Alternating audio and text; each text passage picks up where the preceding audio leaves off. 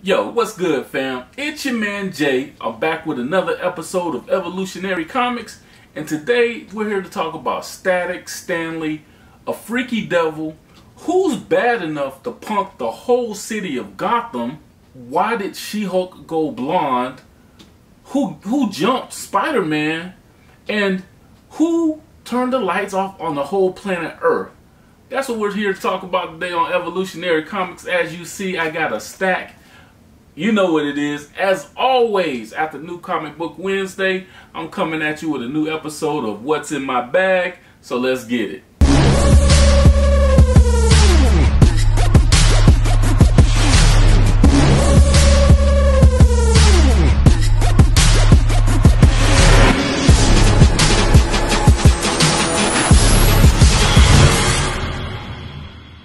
Alright folks, so first up, we're going to run it with Marvel Comics number 48, The Avengers.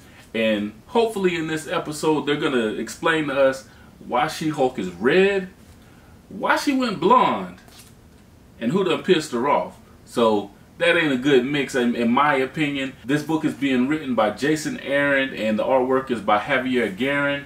And yeah, so this is World War She-Hulk Act 3, I guess. Next up is why they jumping my man, you know what I'm saying? Why he ain't got no help. I mean, he in New York where all the superheroes be hanging out, but yet Spider-Man getting jumped by all of the villains. Everybody coming. People I don't even know. I'm like, who is this dude? What did he do? What he got to do with Spider-Man? I don't know. But hopefully Spider-Man gets some help. This is Sinister War number 4. This is the variant cover. It's hella dope. This actually had a couple of different covers, and as you see, there's some villains that you know, some you don't know. A lot of these dudes I don't know. I see Juggernaut, I see Taskmaster, and I see Morbius. I guess that's supposed to be Morbius. I see you know, Jack-o'-lantern, and I don't even know what bruh got trouble. So hopefully he gonna get out of that. Next up is, I think this was kind of anticipated. I'm not sure, but I was looking forward to this book. This is Dark Ages number 1 by Marvel Comics, being written by Tom Taylor and Eben Coelho.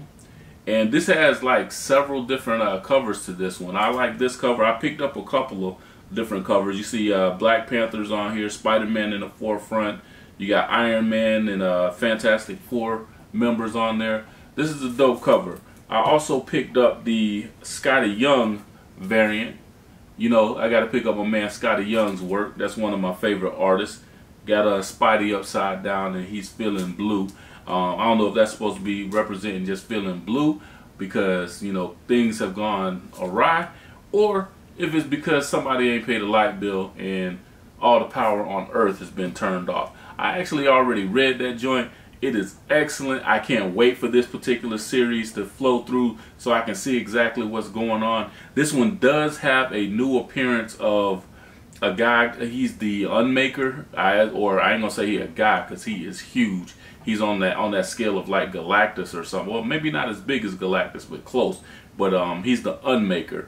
So it's a good series. I think it's gonna be a good series, should I say? But I enjoyed this first issue, and I'm looking forward to issue 2. I also got the black cover variant. Hopefully get some artwork on it. I love this this artwork right here in the title. I like that font and I like that color. So hopefully I can one day get somebody to put some artwork on it, do me a little commission work or something like that. But yeah, I picked up that. That's the 3rd copy of that.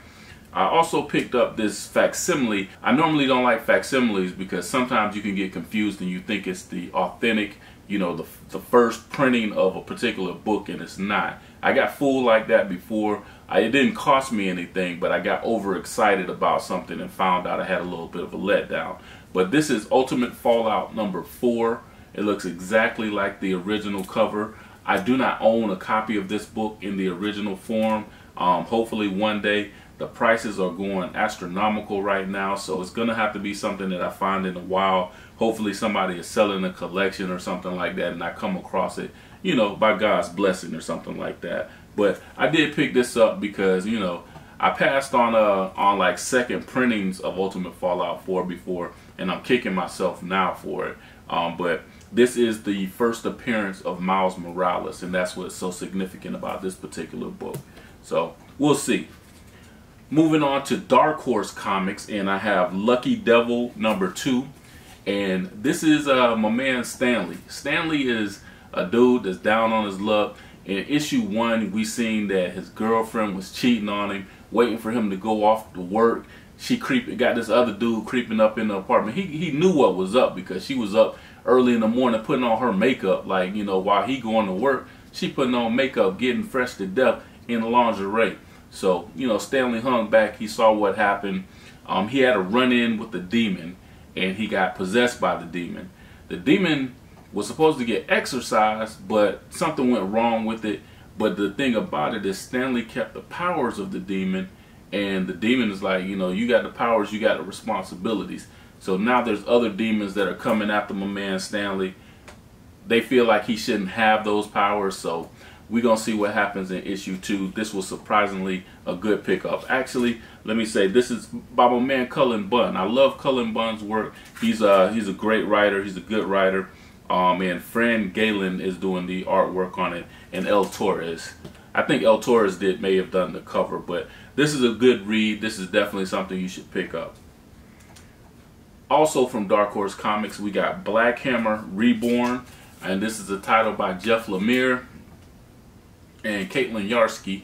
I saw this cover. I saw the young lady on the cover. I saw the sister.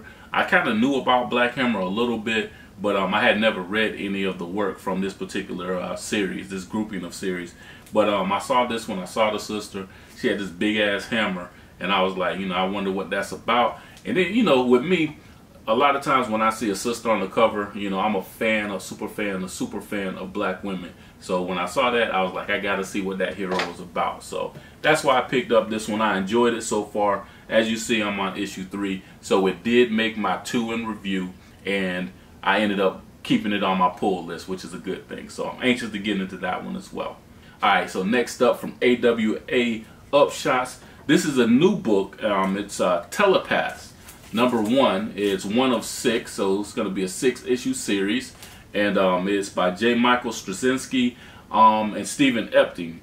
J. Michael Straczynski, you know, I got to mess up somebody's name or it wouldn't be me.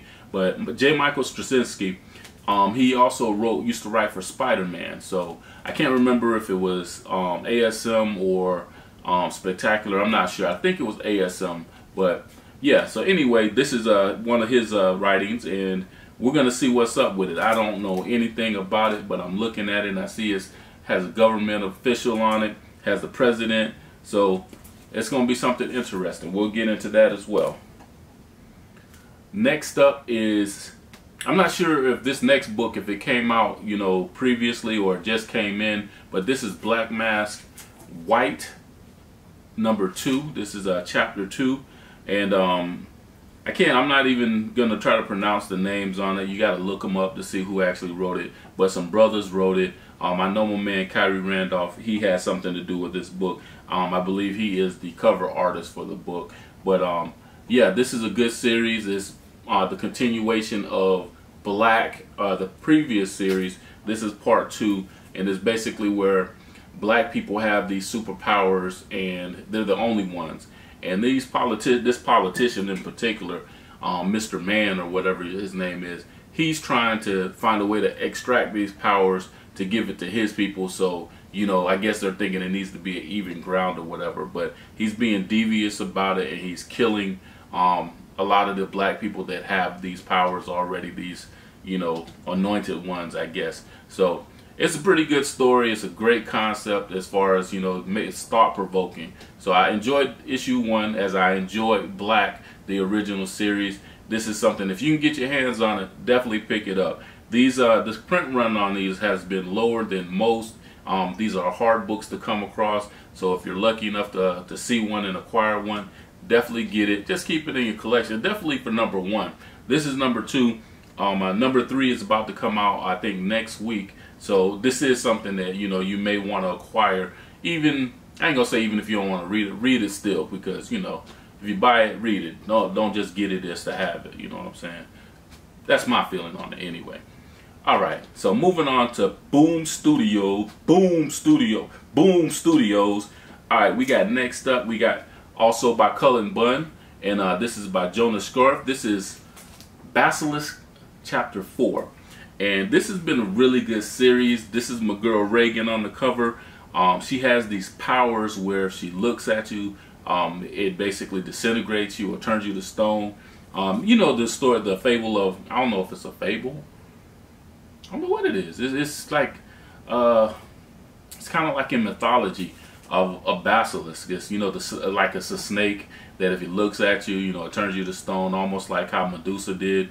But anyway, that is what her superpower is. And this is basically Reagan and this other chick who was her family was a victim to the group that Reagan belonged to. And these other superpowered individuals, they are going through and they're just killing people. Some of them are enjoying it. I think others may have been a part of the group. Reagan did not enjoy it. She wasn't with it. And so she wanted to break away from the group. The group is trying to get her. Another group of people are trying to hunt them all down. And the story is crazy. So we were introduced in chapter 3 to some of the other members of the group, and you know, some of them, they're not too nice. So it's good to see that Reagan is still alive and kicking it, and I'm anxious to see what happens to her in this particular issue. And I picked up 2, and this other copy is for my sister Jazz, my videographer, my sister, my ace, our heart. We love her to death. So she went with me to Emerald City, and she did some behind the scenes as I was picking up stuff. You're gonna get that video even though it was a couple of weeks late, and it's another What's in My Bag, but it's a location on What's in My Bag. But anyway, she went with me, and I convinced her, like I'll do everybody who hangs out with me. I always be like, you know, just read a page. Just read the first 2 pages. Yeah, go ahead. And they read them first 2 pages, and then they start to get hooked into the story, and then they want to have the book for themselves. So I bought her issue 1, 2, and 3, sent her home with those, knowing that she was going to get completely hooked, and she did. And now she's been waiting for issue 4. So Jazz, I got issue 4 for you. I'm not sure if she's back in town or not, but I'm super happy. I can't wait to see you. And yeah, so that's for you. Alright, so next up from Image Comics, I have Mirka Andolfo's Sweet Paprika. I wonder, where does paprika actually come from? I know it's a spice, but where does it actually come from? And is it, I don't know. I know people use it, but what kind of effect does it have on food? That's a crazy question. If you know the answer to that, after you hit the like button, after you hit the subscribe button and the notification bell, so you know when I'm putting out a new video, hit me in the comments and tell me, what exactly does paprika do to food? Because I have no clue. I don't even know if I've ever used it when I've been cooking. I don't know if my wife uses it. I don't know. But anyway, this one is about sweet paprika. And I don't know if she's sweet, but she's a horny little devil. And Paprika is this this devil character who she works in this office, and she's all about business. She's 100% on her business. Everybody else thinks that she's an ogre. She's super mean. But even when you have people that are mean and, you know, just ornery and angry for no reason, it seems like, they get horny too. And this is the story of her trying to deal with relationships and appease her horniness. So as you see, you got the protected cover, because you can't see this. It's not an X-rated cover, but it's a nude cover up under. So it's an R-rated cover, not for these little kids, not safe for work and all that other jazz. But I love Mirka Andolfo for creating the type of artwork she does. She's an artist and a writer, which makes me a super huge fan of her. She shouted me out on Instagram, so I've been like super loving her work. She also wrote Unnatural, Mercy, a couple of other titles. Look her up, check her out on Instagram. You will love her work. And if you're into, like, you know, the sexual type stuff in comic books, you'll enjoy this book as well. And speaking of the sexual type stuff, this is from Vault Comics. And this is pretty dope, because this cover right here is from Tron. Tron, I don't know if you guys remember the movie Tron. I had to put the little dots on it so you couldn't see the X-ratedness of it. But alright, so this is a Tron cover, Tron inspired cover.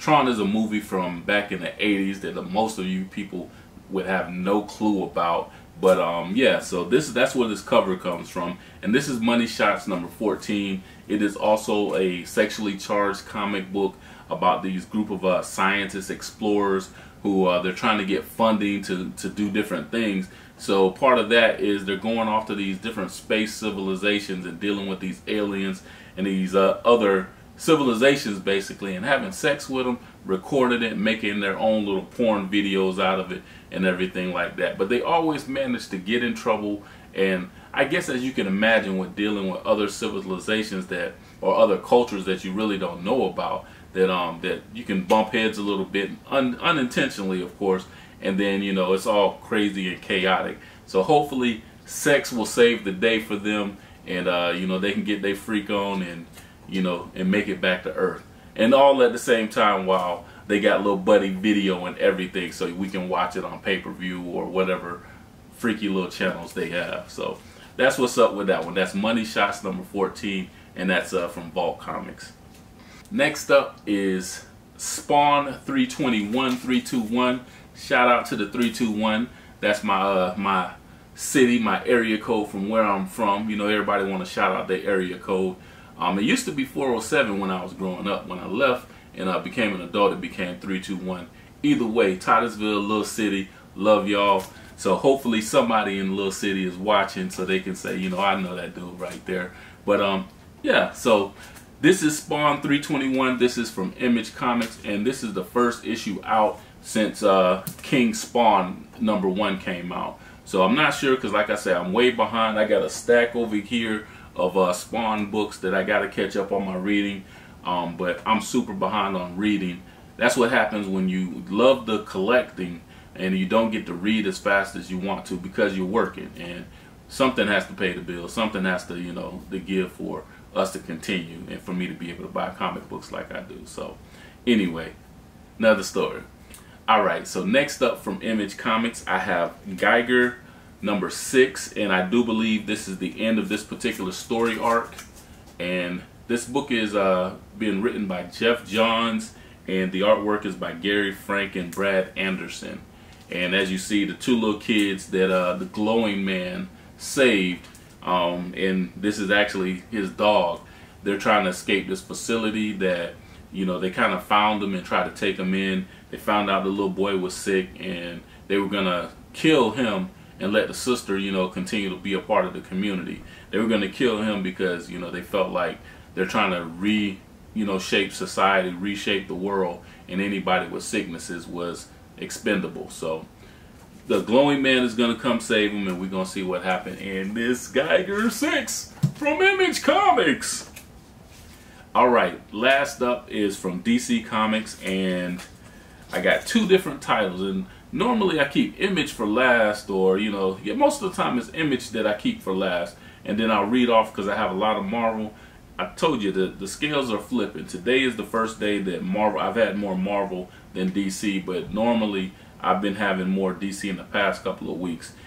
Yeah, so DC has been doing an outstanding job lately with a lot of the books that they've been putting out, especially the ones that, you know, have my interest at heart. And that's especially with Milestone Returns, and you know, with Icon, with Hardware, with Static, and they also have Miracle Man written by Brandon Easton. I just love that first or that last issue. So that storyline is really going on. That's something you definitely want to look out for to pick up. Static, you know, Miracle Man. Don't miss out on that, because those are some pretty good books being put out by DC. Yeah, like I say, DC is doing a pretty good job as far as representation. A lot of people like to say, oh, the diversity thing, but if you were on the other side, you wouldn't be saying it like that. So shut up. I particularly enjoy seeing, you know, people of color, you know, people that look like me. I'm still a fan of the other side as well, as far as Peter Parker, or, you know, the X-Men with Wolverine. I'm a fan of all of that because I'm a fan of comics. I'm a fan of the whole genre of what, you know, comics is about. And it's about time that we see, you know, a good blending, a good mix. So I'm down for it. You know, not to get on a soapbox or anything, but, you know, it is what it is.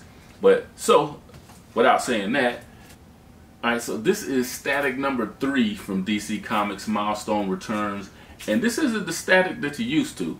Virgil is, you know, a different person as far as I think in this new form, which is really good. I'm enjoying this series right now.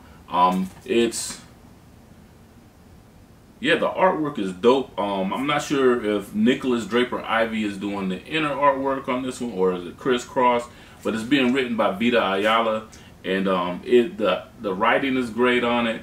Right now, Static, in the Dakotaverse, Static has some classmates that are disappearing. He's trying to find out what's going on. He wants to do the right thing.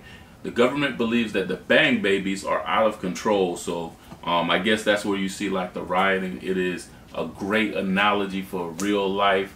I'm enjoying this particular series, and that is cover A. And my man Frank at Emerald City Comics hooked me up with cover B as well. Yeah, I like that. I'm gonna be picking up all the covers with like Static and Icon and all those. Whenever I see, I'm picking up all of those because I think they're gonna be, you know, something dope to have in my collection later. And I got that FOMO. I don't want to be 10 years down the line and say, damn, I wish I would have got that cover when I had the chance. So that ain't gonna be me.